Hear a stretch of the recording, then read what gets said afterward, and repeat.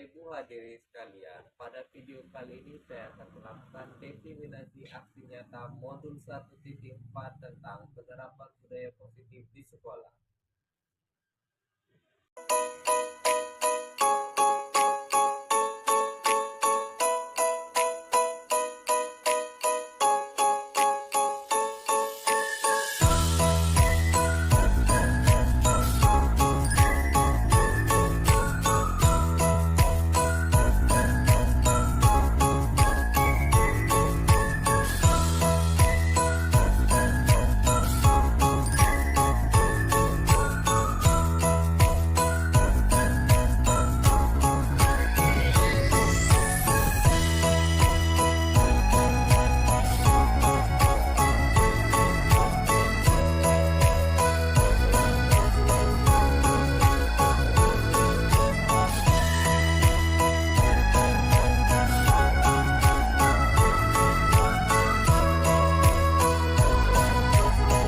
Warahmatullahi wabarakatuh.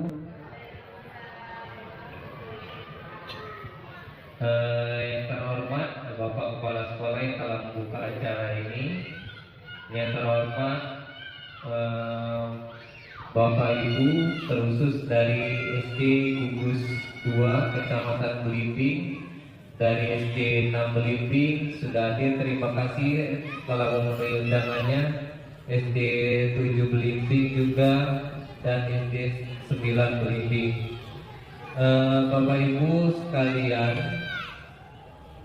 pertama-tama saya mengucapkan rasa puji syukur saya kepada Allah Subhanahu wa Ta'ala karena pada kesempatan ini kita semua dapat berkumpul dalam acara kegiatan berbagi praktik pemanfaatan tanpa AI dan penerapan budaya positif di sekolah.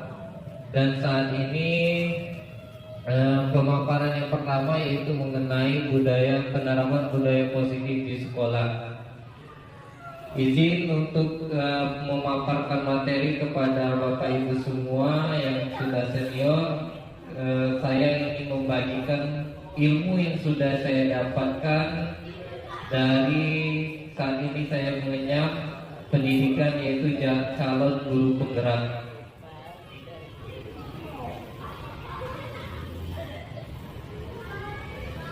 Oke, sebelum saya melanjutkan ke pemaparan materi, ini profil saya sebagai pengantar, yang nama yaitu Dedi Dwi Sandi. Jabatan saya guru kelas, unit kerja SD 8 Belimbing. Saya merupakan calon guru penggerak angkatan 11 dan saya mohon doa kepada Bapak Ibu semua, semoga saya dapat menyelesaikan pendidikan guru penggerak ini sampai akhir nanti dan lulus. Dan saya doakan juga kepada Bapak Ibu semua, semoga Bapak Ibu bisa mengikuti guru penggerak karena ini bermanfaat untuk kita semua sebagai seorang pendidik.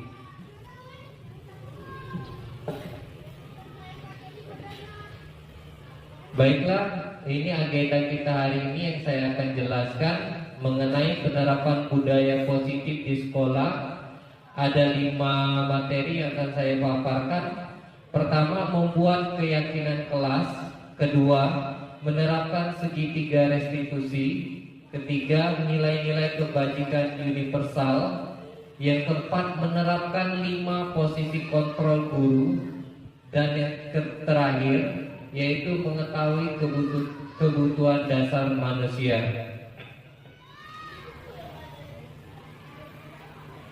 Oke. Budaya positif atau keyakinan kelas. Di sini definisi dari disiplin positif melalui keyakinan kelas, yaitu suatu cara penerapan disiplin tanpa melalui kekerasan dan ancaman yang dalam praktiknya melibatkan komunikasi antara guru dan siswa yang bertujuan menumbuhkan kesadaran dan pemberdayaan siswa dalam hal yang lebih positif. Keyakinan kelas dibuat oleh murid dan didampingi oleh guru untuk menciptakan budaya positif di kelas. Oke Bapak Ibu sekalian, nah karena kita pada tahun ini tahun ajaran baru, otomatis kita mulai merancang administrasi kelas kita. Nah, di sini keyakinan kelas ini kita buat di awal-awal kita mengajar atau tahun ajaran pertama, yaitu tahun ajaran baru.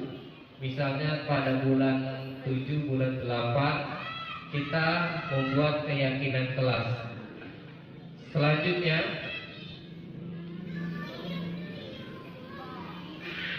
tujuan dari keyakinan kelas. Yang pertama, menciptakan pembelajaran yang berpusat pada murid.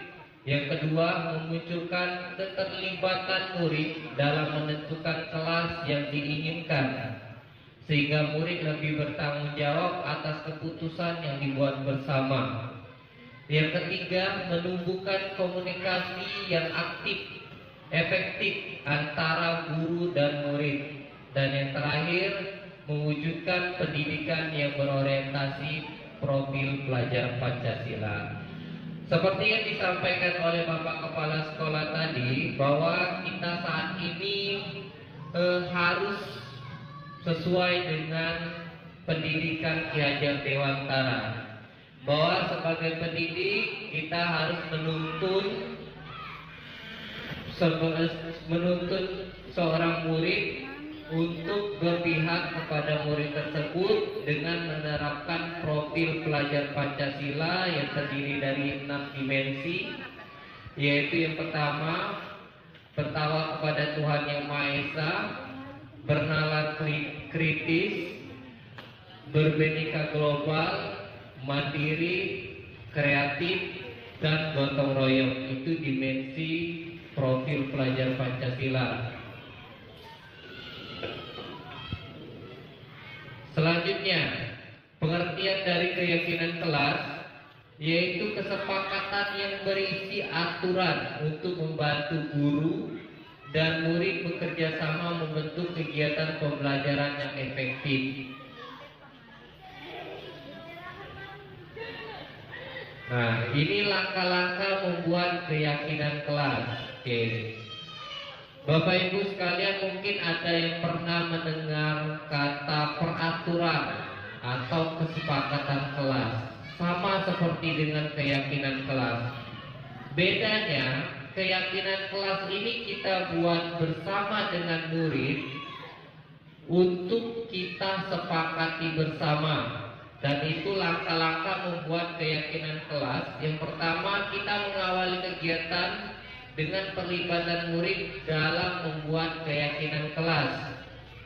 Maksudnya di sini, kita sebelum melaksanakan kegiatan pembelajaran, kita tanya terlebih dahulu, anak-anak, kita sebelum melaksanakan kegiatan pembelajaran, alangkah baiknya kita membuat kesepakatan kelas. Nanti siswa-siswanya mengemukakan idenya. Apa saja kesepakatan atau keyakinan kelas yang akan mereka buat. Misal, kata siswa kita, tidak boleh membuang sampah sembarangan.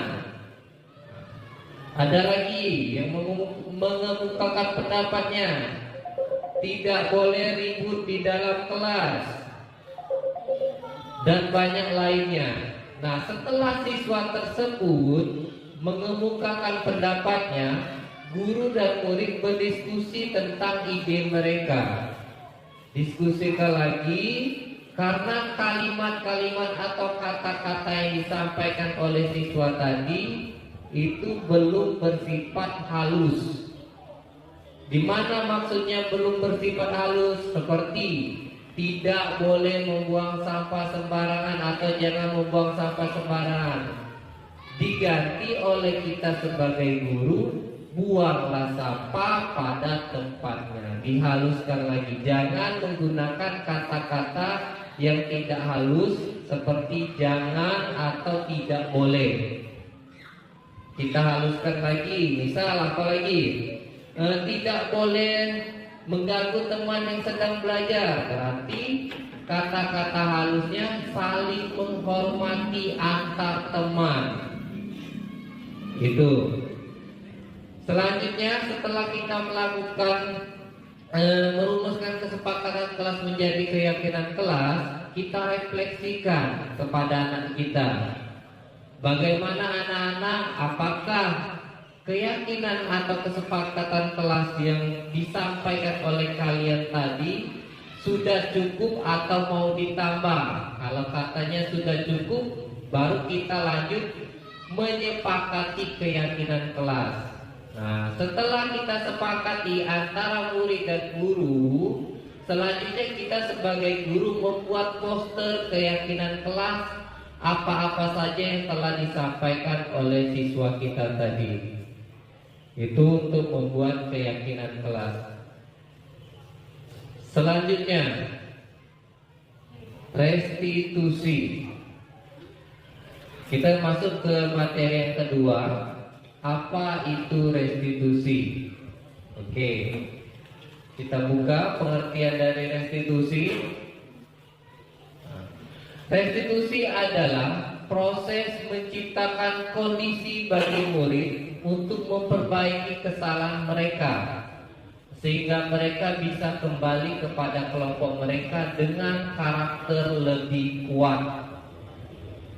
Dan restitusi juga merupakan proses kolaboratif yang mengajarkan murid untuk mencari solusi masalah mereka dan membantu murid berpikir tentang seperti apa yang mereka ingin menjadi tujuan mulia dan bagaimana mereka harus memperlakukan orang lain. Nah, Bapak Ibu, restitusi ini mungkin bagi kita semua, termasuk saya juga, baru mengenal kata-kata restitusi. Restitusi ini cara kita menyelesaikan masalah kepada murid kita, karena murid-murid kita mempunyai beragam karakter. Selanjutnya, ada 9 ciri-ciri restitusi. Yang pertama, bukan untuk menebus kesalahan, namun untuk belajar dari kesalahan. Yang kedua, memperbaiki kesalahan. Yang ketiga, tawaran bukan paksaan. Yang keempat, restitusi menuntun untuk melihat ke dalam diri. Yang kelima, restitusi mencari kebutuhan dasar yang mendasari tindakan. Yang keenam, restitusi diri adalah cara yang paling baik. Dan yang ketujuh, restitusi fokus pada karakter bukan tindakan. Kedelapan, restitusi fokus pada solusi.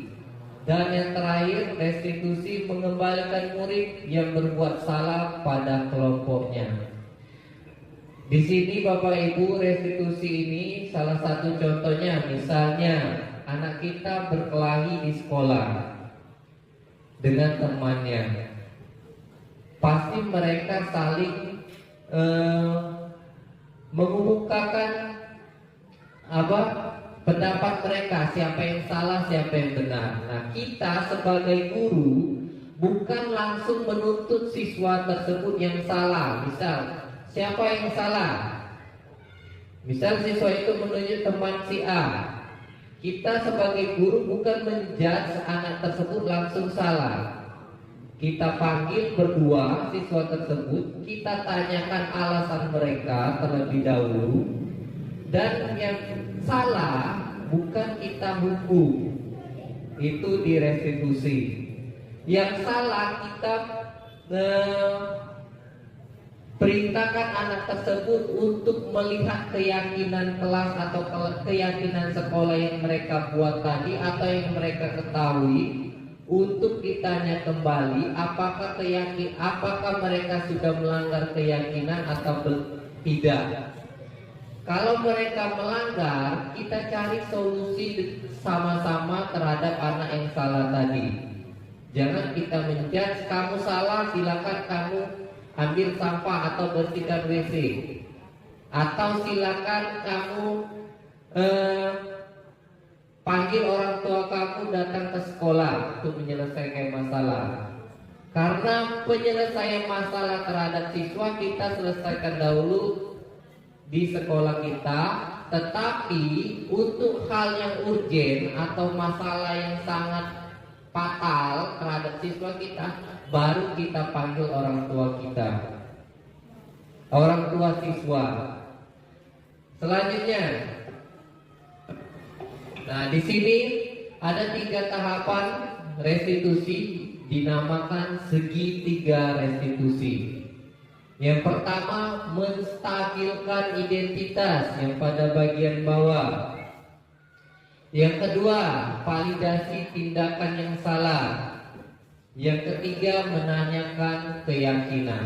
Nah, di sini ada cara-caranya dalam menerapkan tahapan segitiga restitusi. Oke. Pertama, menstabilkan identitas. Untuk membuat anak yang merasa gagal karena berbuat salah menjadi positif terhadap dirinya, ada cara-cara kita sebagai guru untuk menyampaikan kepada anak tersebut supaya dia tidak merasa takut terhadap kita. Yang pertama, berbuat salah itu hal yang manusiawi. Oke. Berarti kita menyampaikan kepada anak bahwa setiap manusia pasti ada salah. Kita juga guru pasti ada salah. Tetapi pada saat kita salah terhadap murid, kita tidak berani menyampaikan bahwa kita sudah salah. Itu egonya kita kepada siswa kita. Yang kedua, tidak ada manusia yang sempurna. Ada lagi, Bapak Ibu juga buat salah atau pernah berbuat salah. Itu kata-kata yang kita sampaikan kepada siswa yang salah, biar mereka tidak down, tidak merasa bersalah, dan tidak merasa gagal terhadap identitas dirinya. Keempat, kita pasti bisa menyelesaikan permasalahan ini. Nah, kalau siswa telah mendengar kata-kata ini, pasti dia tenang. Kemudian Bapak Ibu tidak tertarik untuk mencari tahu siapa yang benar, siapa yang salah. Bapak Ibu lebih tertarik untuk menyelesaikan masalah. Nah, jangan kita kepada anak atau siswa kita yang benar dan salah, jangan kita menuntut siswa yang salah dan membenarkan siswa yang benar, tapi kita mencari solusi penyelesaian masalah tersebut. Terakhir, kalau kamu menyalahkan dirimu sendiri terus-menerus, apakah kamu bersikap baik pada dirimu sendiri? Itu kata-kata yang baik kita ucapkan kepada siswa kita. Selanjutnya, tahapan yang kedua, yaitu validasi kebutuhan. Nah, ada kata-kata atau cara kita menyampaikan pada saat menyelesaikan masalah terhadap siswa kita. Yang pertama, kamu bisa saja melakukan hal yang lebih buruk, tapi kamu tidak melakukannya. Mungkin siswa yang berbuat salah tersebut tidak melampaui batas seorang siswa. Maksudnya di sini, misal dia berkelahi dengan temannya, tapi tidak membuat fatal, seperti berkelahi kelewatan sampai temannya luka atau berdarah. Yang kedua, kamu pasti punya alasan mengapa melakukannya. Yang ketiga, apa yang penting bagi kamu. Yang keempat, kamu boleh tetap berusaha menjaga sikap itu, tapi tambahkan sikap yang lain yang baru. Yang keempat, maukah kamu belajar cara lain untuk mendapat yang kamu butuhkan tanpa harus memukul? Dan yang terakhir, apakah kamu bisa melakukan yang lebih baik besok lagi? Ini pada saat validasi kebutuhan. Yang ketiga, nah ini menanyakan keyakinan. Kita bersama murid tadi sudah membuat keyakinan kelas. Nah, pada saat siswa tersebut bermasalah, kita tanyakan keyakinan yang sudah kita sepakati bersama siswa tadi dengan kata-kata seperti apa nilai yang kita percaya di kelas atau di sekolah kita. Yang kedua, nilai-nilai universal apa yang telah kita sepakati. Yang ketiga, kelas yang ideal itu seperti apa sih? Yang keempat, kamu ingin jadi anak seperti apa? Yang kelima, apa yang kamu rasakan ketika kamu melakukan itu? Dan yang terakhir, kamu menjadi orang yang seperti apa? Kita tanyakan keyakinan kelas terhadap siswa kita. Nah, ini selanjutnya materi yang ketiga, Bapak Ibu.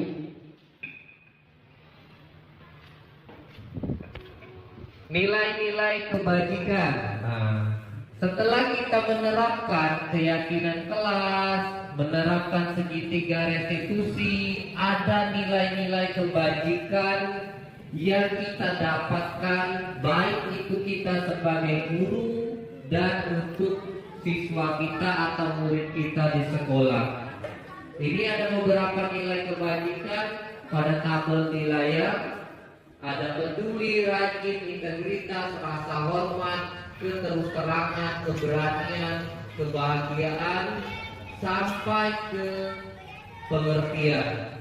Ada banyak nilai-nilai kebajikan yang kita dapatkan kalau kita sudah menerapkan budaya positif di sekolah. Selanjutnya,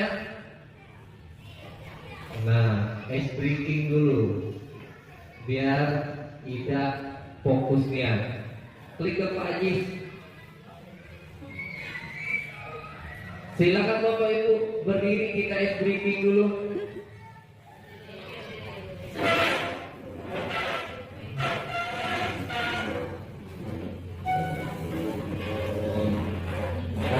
Ice breakingnya Arab Samsam. Oke. Kasih itu.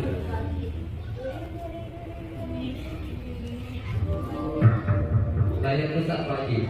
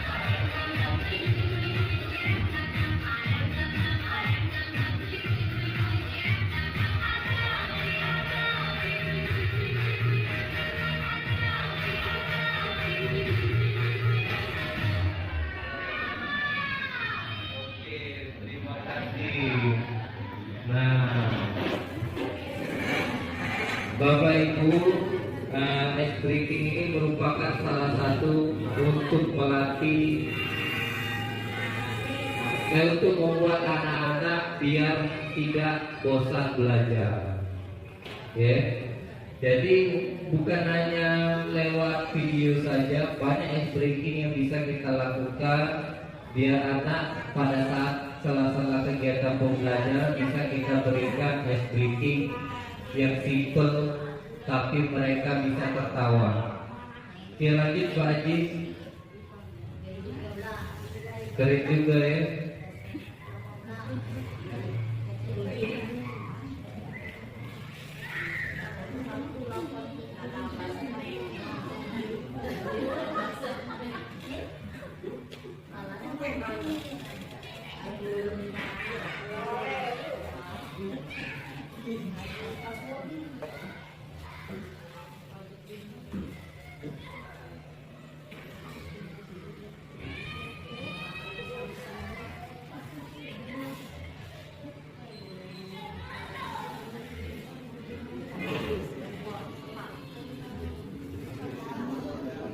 Tuhan tunggu sebentar.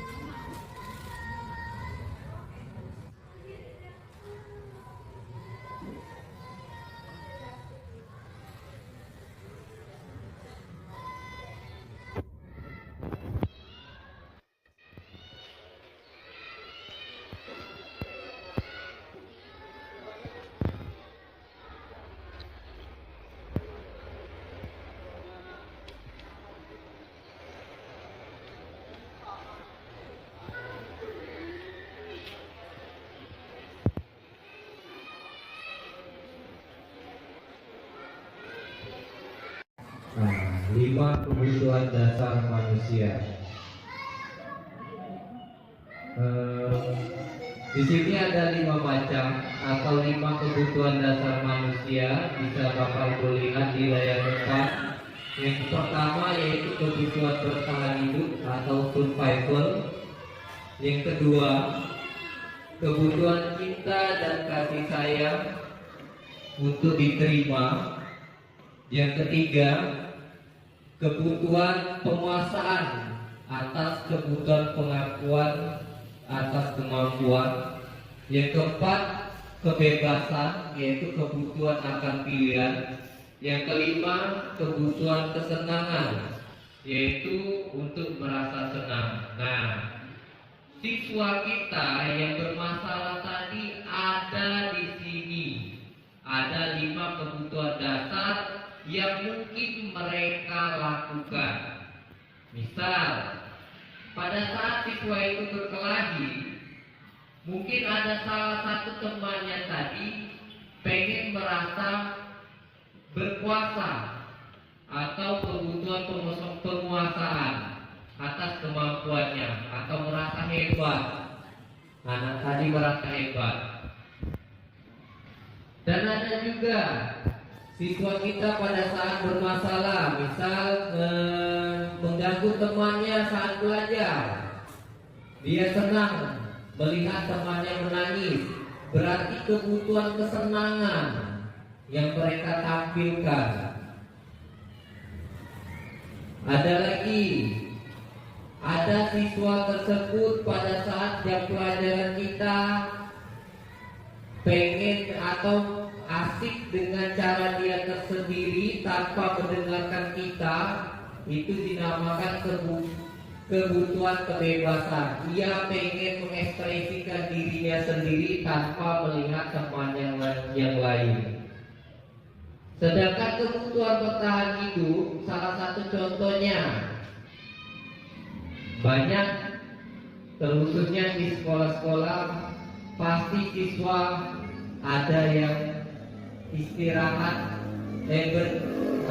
makan sebelum istirahat. Nah, ini kebutuhan bertahan hidup karena dia merasa lapar, dia pengennya keluar. Dan yang kedua ini cinta dan kasih sayang. Nah, ini ada beberapa siswa kita yang kemungkinan minder atau tidak punya teman. Ini merupakan kebutuhan yang ia perlukan, cinta dan kasih sayang atau kebutuhan untuk diterima.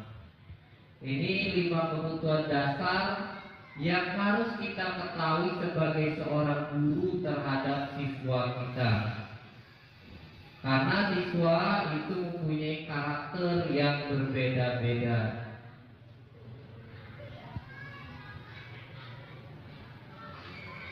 Selanjutnya,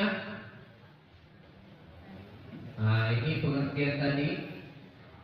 Kebutuhan bertahan hidup yaitu survival adalah kebutuhan yang bersifat fisiologis untuk bertahan hidup, misalnya kesehatan, rumah, dan makanan.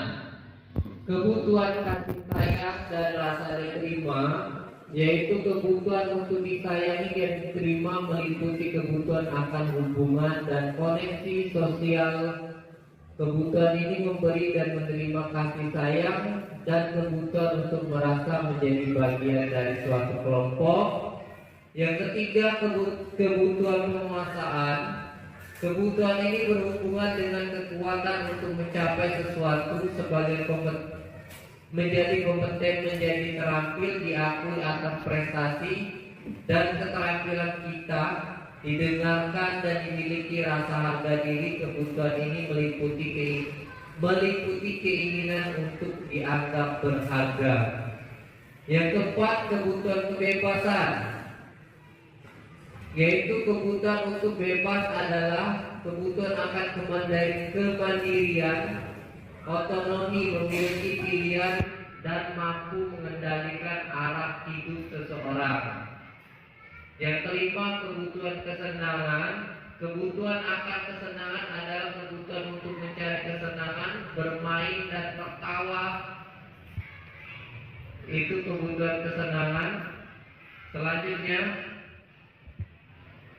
5 posisi kontrol guru. Nah, di sini ada 5 Bapak Ibu. Mungkin kita merefleksi diri kita masing-masing pada saat ini kita berada di mana.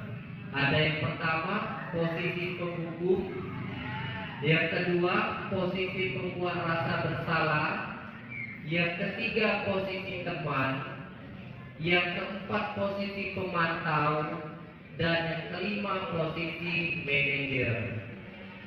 Dari kelima posisi ini pernah kita lakukan, dan yang paling sering mungkin nomor 1 dan nomor 2. Nah, Bapak Ibu sekalian, kita lanjut pengertiannya. Nah, di sini posisi penghukum. Seorang penghukum bisa menggunakan hukuman fisik maupun verbal. Orang-orang yang menjalankan posisi penghukum senantiasa mengatakan bahwa sekolah memerlukan sistem untuk taat atau yang dapat lebih menekankan murid-murid lebih dalam lagi. Nah, Bapak Ibu, posisi penghukum ini membuat anak merasa gagal, termasuk dalam identitas gagal kita sebagai guru terhadap siswa. Inilah sudah dikategorikan gagal. Kita mendidik anak gagal. Karena kenapa? Kalau kita fokus menghukum siswa atau murid secara terus-menerus, ia akan merasa dirinya gagal atau identitasnya merasa bersalah dan akan menimbulkan sikap atau sifat dendam dalam hatinya yang akan dilampiaskannya kepada teman-temannya. Mungkin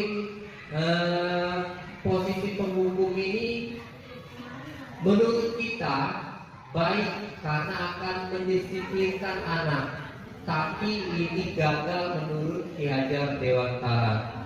Yang kedua, posisi pembuat rasa bersalah. Pada posisi ini biasanya guru akan bersuara lebih lembut. Pembuat rasa bersalah akan menggunakan keningan yang membuat orang lain merasa tidak nyaman, bersalah atau rendah hati. Nah, misalnya di sini anak salah, kita sebagai guru, kamu ini tidak tahu, bapak sudah capek atau ibu sudah capek.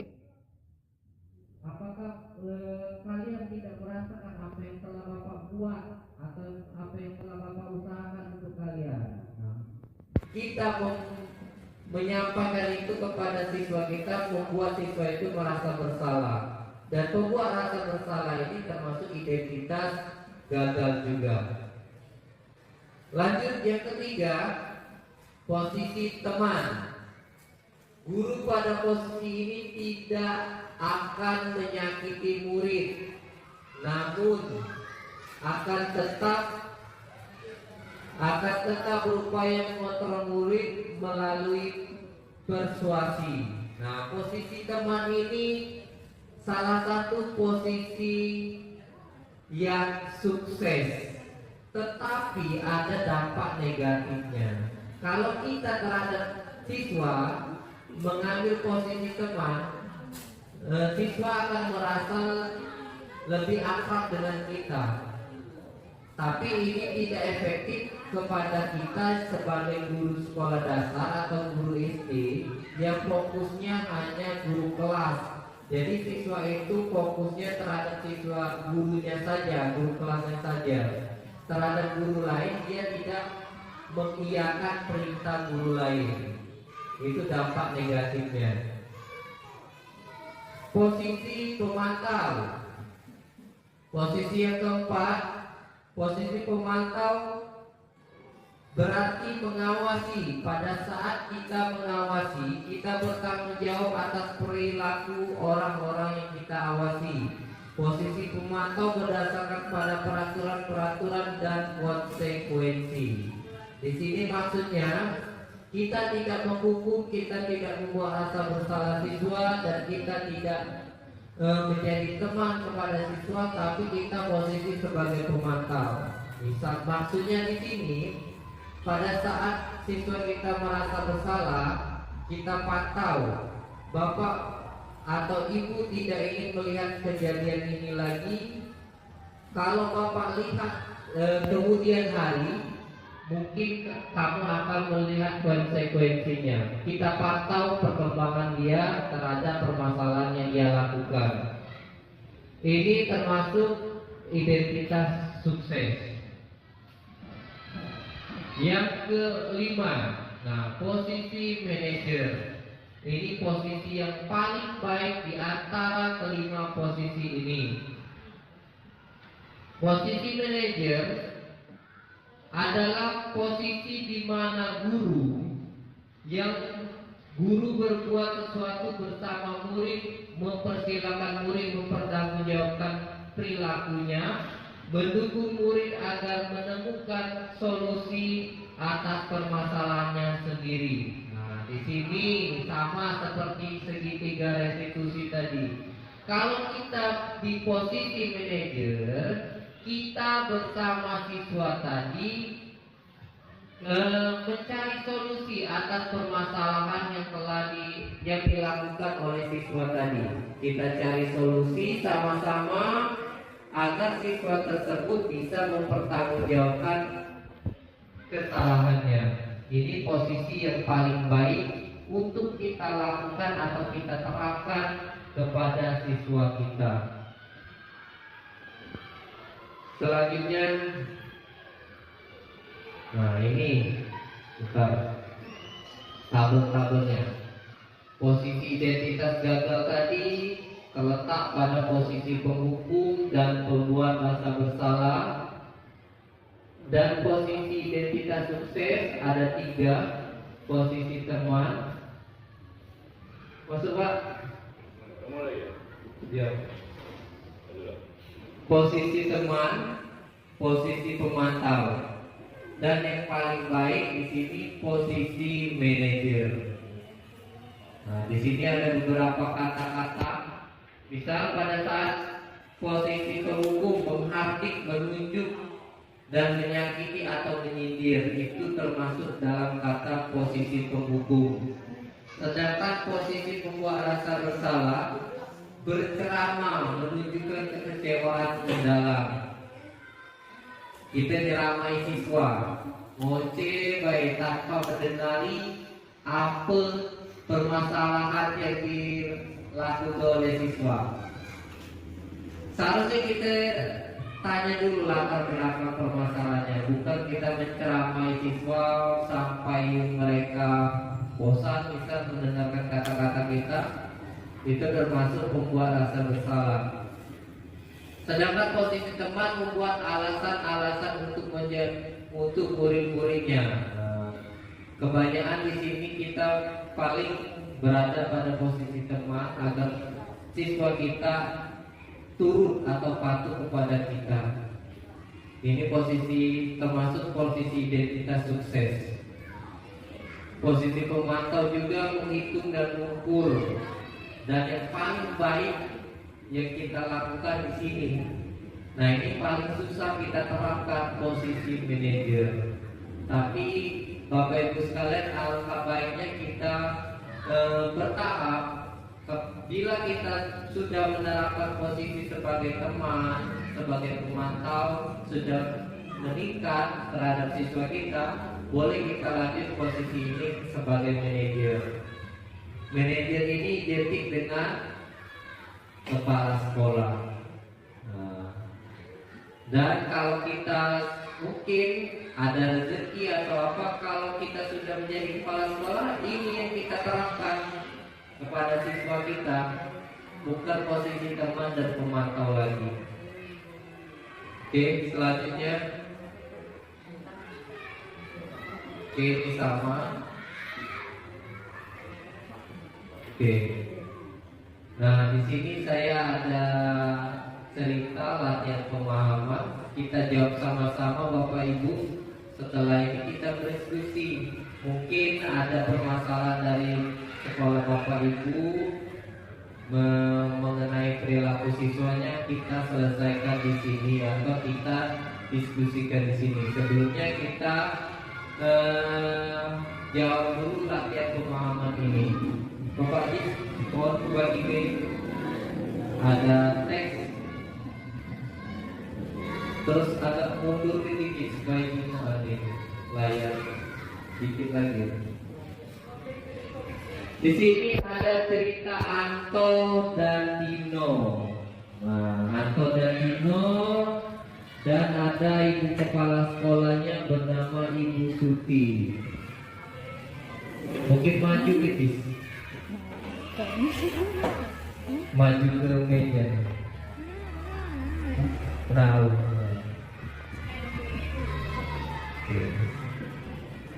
Nah, sambil Bapak Ibu baca teks yang telah dibagikan, saya bacakan juga di sini. Anto dan Dino sedang bermain bersama di lapangan basket. Dan tiba-tiba terlibat dalam sebuah pertengkaran adu mulut. Dino pun menjadi emosi dan mengadakan kontak fisik, menarik kemeja Anto dengan kasar sampai 3 kancingnya terlepas. Pada saat itu, guru piket langsung melerai mereka dan membawa mereka ke ruang kepala sekolah. Ibu Suti sebagai kepala sekolah berupaya menenangkan keduanya, terutama Dino. Dino, sepertinya kamu saat ini sedang marah sekali. Mendengar itu, Dino pun mengalir bercerita tentang kekesalan hatinya. Ibu Suti pun melanjutkan bahwa membuat kesalahan adalah hal yang manusiawi. Nah, Ibu Suti ini telah menerapkan namanya segitiga distribusi pada saat menstabilkan identitas bahwa dan melakukan validasi tindakan kesalahan, bahwa membuat kesalahan adalah hal yang manusiawi dan bahwa mempertahankan diri adalah hal yang penting. namun meminta Dino memikirkan cara lain yang lebih efektif karena saat ini Dino berada di ruang kepala sekolah. Selanjutnya, Ibu Suti melanjutkan bertanya tentang keyakinan sekolah yang disepakati serta apakah Dino bersedia memperbaiki kesalahan yang telah dilakukan terhadap Anto. Dino pun akhirnya perlahan menganggukkan. Kemudian Ibu Suti balik bertanya kepada Anto, hal apa yang bisa dilakukan Dino untuk memperbaiki masalah? Anto menjawab, saya perlu kancing saya diperbaiki, Bu. Ibu saya akan sangat marah kalau melihat kancing baju saya sampai copot 3 kancing begini. Ibu Suti pun kembali bertanya kepada Dino, apakah yang akan dia lakukan untuk menggantikan 3 kancing Anto yang terlepas? Dino berpikir sejenak, namun menjawab, wah tidak tahu, Bu. Saya lem kembali ya, Bu. Nah, uji Dino tadi dilemnya kancing Anto tadi. Ibu Suti berpikir sebentar dan menanggapi, kalau dilem akan mudah terlepas kembali Dino. Bagaimana kalau kamu menjahitkannya saja? Bersediakah kamu? Ada lagi. Dino tampak ragu-ragu dan menanggapi, menjahit? Mana saya tahu bagaimana menjahit, Bu. Ibu Suti meneruskan, apakah kamu bersedia belajar menjahit? Dino berpikir sejenak, memandang ke meja Anto dan menanggapi, yang mengajari saya siapa, Bu? Dengan cepat Ibu Suti menjawab, Pak Irfan, guru tata busana. Dino kembali diam sejenak memandang ke meja Anto yang tanpa kancing. Akhirnya Dino mengangguk tanpa menyetujui dan sepanjang siang itu Dino belajar menjahit dan memperbaiki kemeja Anto. Terakhir kali terlihat kedua anak laki-laki tersebut, Dino dan Anto, pada jam pulang sekolah mereka sudah bercengkrama dan bersenda gurau kembali. Nah, ini sering kita jumpai di sekolah kita. Lah sudah belaga, lah sudah kita selesai berkaca lagi. Nah itu. Tapi kebanyakan sekolah atau siswa di sekolah kita kalau belaga atau berkelahi anaknya ngadu. Nah itu yang harus kita terapkan atau kita sampaikan kepada siswa kita.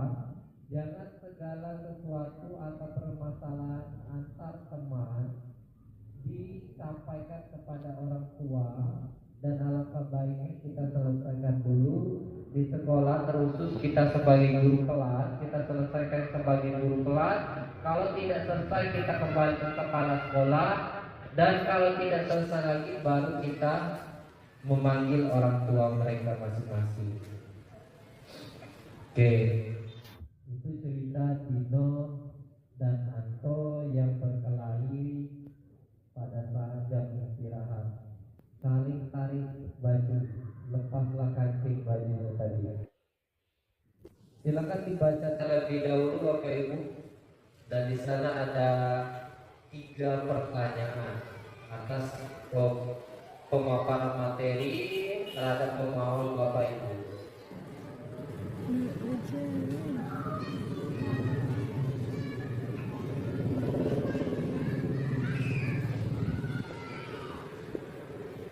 Mungkin Pak Ajis nanti berikan mic-nya, mungkin bantu jawab Bapak Ibu ya. Kita jawab soal nomor 1 dulu. Posisi kontrol apa yang telah dipraktikkan oleh kepala sekolah Ibu Suti? Hal-hal apa saja yang dilakukan sehingga Anda berkesimpulan demikian? Adakah yang bisa menjawab Bapak Ibu? Oke, Bu Rina.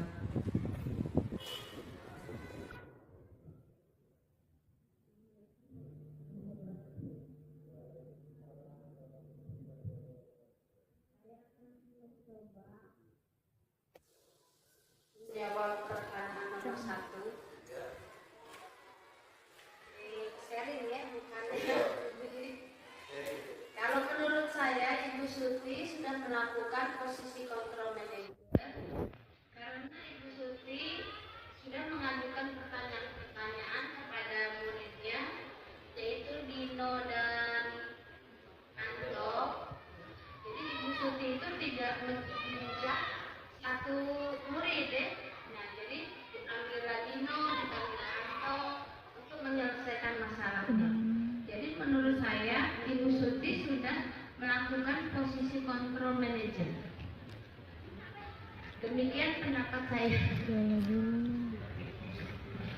Terima kasih Bu Rina. Adakah yang lain berpendapat Bapak Ibu yang lain? Baiklah, jawaban dari Bu Rina sangat benar. Karena posisi kontrol yang sudah diterapkan oleh Bu Suti tadi posisi manajer. Ia tidak menyalahkan salah satu anaknya tadi, Anto dan Dino, karena Ibu Suti sudah menerapkan segitiga restitusi tadi, menstabilkan identitas, validasi tindakan yang salah, dan menanyakan keyakinan. Sangat benar Ibu Rina jawabannya. Beri aplaus dulu untuk Ibu Rina, Bapak Ibu. Terima kasih. Lanjut. Soal nomor 2. Dalam kasus tersebut, bagaimana Dino dikuatkan dan bagaimana Anto dikuatkan oleh Ibu Suti? Adakah yang bisa menjawab? Ayo Bapak Ibu. Bagaimana Dino tadi dikuatkan dan bagaimana Anto tadi dikuatkan? Ada? Ibu Tina bisa menjawab? Boleh, tidak apa-apa berpendapat. Tidak ada kebenar salah karena kita mencari solusi, mencari jawaban sama-sama. Nanti kita ada sesi umpan balik atau sesi diskusi. Ibu Pipi bisa?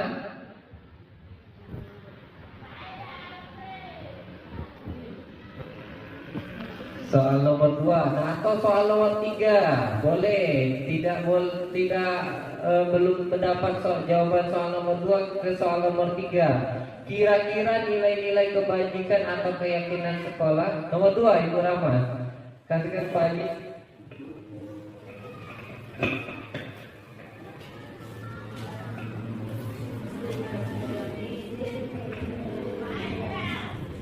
Dalam soal nomor 2, bagaimana Dino dikuatkan, bagaimana Anto dikuatkan oleh Ibu Suti? Menurut pendapat saya, Dino lebih dikuatkan untuk merasa lebih bertanggung jawab atas perbuatan yang telah dilakukannya terhadap temannya. Diberi rasa tanggung jawab untuk mengganti 3 kantin yang telah dilepaskannya dari Anto. Anto dikuatkan Ibu Suti dengan sikap lebih tenang, tidak mengutamakan emosinya untuk membalas kelakuan temannya. Mungkin itu saja. Ada yang ingin menambahkan? Bapak Ibu yang lain, Ibu Rina boleh silakan. Baik, saya akan menambahkan pendapat Ibu Rahma tadi.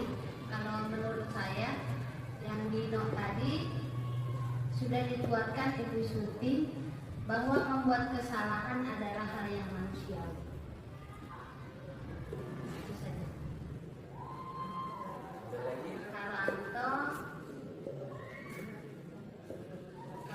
Kalau Anto disuruh Ibu Suti untuk mencari solusinya, bagaimana untuk memperbaiki kesalahannya yang sudah merusak baju Dino tadi. Demikian kalau menurut saya. Terima kasih Bu Rahma dari dengan untuk mempertanggungjawabkan kesalahannya tadi.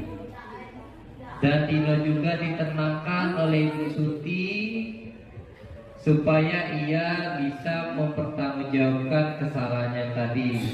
Begitupun juga dengan Anto. Anto tadi kancingnya lepas. Dia dikuatkan oleh Ibu Suti atas pertanggungjawaban Dino tadi bahwa kancing tadi akan diperbaiki dan dijahit oleh Dino. Oke, terima kasih jawabannya Ibu Rina dan Ibu Rahma. Kita lanjut soal nomor 3. Nah, soal nomor 3 ini sebenarnya sudah dijawab tadi. Kira-kira nilai kebajikan atau keyakinan sekolah apa yang ditujukan dalam kasus tersebut, jelaskan. Sudah dijawab oleh Bu Rahma tadi. Mungkin ada yang lebih ditambah lagi. Banyak nilai-nilai kebajikan tadi. Silakan Bapak Ibu yang mau menjawab nilai-nilai kebajikan tadi. Boleh? Siapa? Ibu Marliana boleh menjawab nilai-nilai kebajikan apa? Tadi sudah disampaikan, sudah ada omongan dari Bu Rahma tadi. Nah, nilai kebajikan apa?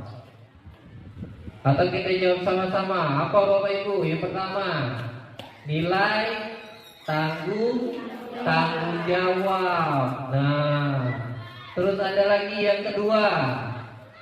Nilai apa lagi? Peduli. Ada lagi, setelah mereka berkelahi, mereka bercengkrama lagi. Berarti nilai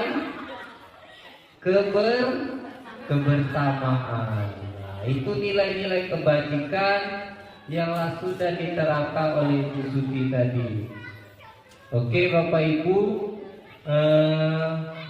kita sudah menjawab pertanyaan-pertanyaan. Oke, terima kasih. Tergerak, bergerak, menggerakkan. Pada selanjutnya Bapak Ibu silakan kalau ada pertanyaan atau pengen sharing tentang kondisi sekolah atau perilaku siswanya, boleh disampaikan, kita selesaikan sama-sama.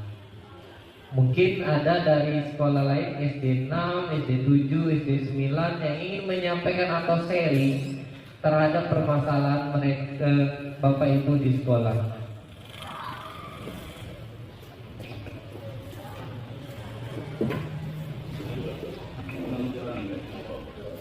Adakah Bapak Ibu ingin sharing? Pak, Bu, siswa aku nih cek ini, bagaimana cara merubah perilakunya? Boleh kita sharing, biar kita selesaikan sama-sama. Akhirnya bila kita balik dari sini, oh itu coba kita terapkan dulu, sukses atau tidak, yang kita saling sharing di sini. Kalau ada yang ingin berpendapat atau ingin sharing, silakan, kami persilakan. Warahmatullahi wabarakatuh. Pada kesempatan ini saya Hasbiana mengucapkan terima kasih yang sedalam-dalamnya kepada Bapak Dendi Isadi SPD yang mana telah berbagi praktik melalui aksi nyata tentang penerapan budaya positif. Baiklah, saya merupakan seorang guru yang belum menerapkan budaya positif kepada siswa. Namun setelah mengikuti kegiatan ini, saya akan berusaha semaksimal mungkin menerapkan pemahaman saya terkait dengan budaya positif. Salam semangat selalu untuk Pak Dendi Dwi Sandi, tergerak, bergerak, menggerakkan. Terima kasih. Terima kasih kepada seluruh peserta yang hadir pada hari ini. Semoga apa yang saya sampaikan dapat bermanfaat bagi Bapak Ibu sekalian. Saya ucapkan wassalamualaikum warahmatullahi wabarakatuh.